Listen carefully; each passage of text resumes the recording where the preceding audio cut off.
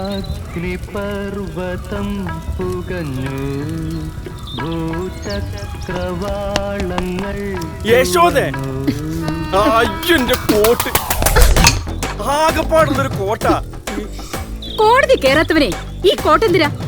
നിങ്ങൾ പോണ പണിക്ക് പ്രത്യേകിച്ച് ഡ്രസ് കോഡൊന്നും ഇല്ലല്ലോ. ഏത് തുണിയായാലും മതി. ഇനി അഥവാ തുണി ഇല്ലേലും പ്രശ്നമൊന്നുമില്ല. അതെന്ത് പണിയാ? ഓ, ഇനി അതും കൂടി ഞാൻ പറഞ്ഞു തരാം. തോന്നിയ ദിവസം കാണിച്ചും പോരാ, വെളച്ചിനും കൂടെ. ഇപ്പൊ ഞാൻ കാണിച്ചു തരാം. യശോദ വേണ്ട. എന്റെ കോഴിത്തരം ഞാൻ ഇന്നത്തോടെ നിർത്തും. എനിക്കൊരു സാരി മേടിച്ചു തരാൻ പറഞ്ഞ ഇയാൾക്ക് തിരക്കോട് തിരക്ക്.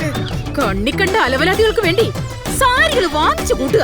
എന്റെ പൊന്നെ യശോദ, ഞാൻ പറഞ്ഞൊന്ന് വിശ്വസിക്ക്.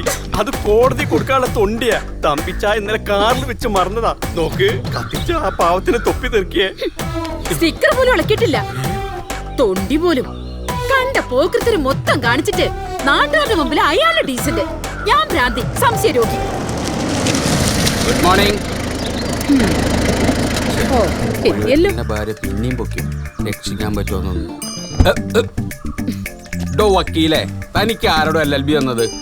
കാറിന്റെ മേലാണോ തൊണ്ടി സാധനങ്ങൾ സൂക്ഷിക്കുക? എന്നെ പൊട്ടിയാക്കാനൊന്നും നോക്കണ്ട. നിങ്ങൾക്കെന്താ? നിങ്ങളുടെ തൊണ്ടി നിങ്ങളുടെ വണ്ടിയുടെ ഡിക്കിയിൽ സൂക്ഷിച്ചാല്. അയ്യോ എന്റെ പൊന്നു പെങ്ങളെ, ഇവിടെയാണെങ്കിൽ തുണിയും കാറും കത്തിച്ച് കളിക്കുള്ളൂ. വസുന്ധരയുടെ കയ്യിൽ ഇത് കിട്ടിയാലേ ദേ ഇങ്ങനെ പൊതിഞ്ഞിട്ട് എന്നെയും ചേർത്ത് കത്തിക്കും. ഓട്ടടോ പരട്ട വക്കീലെ.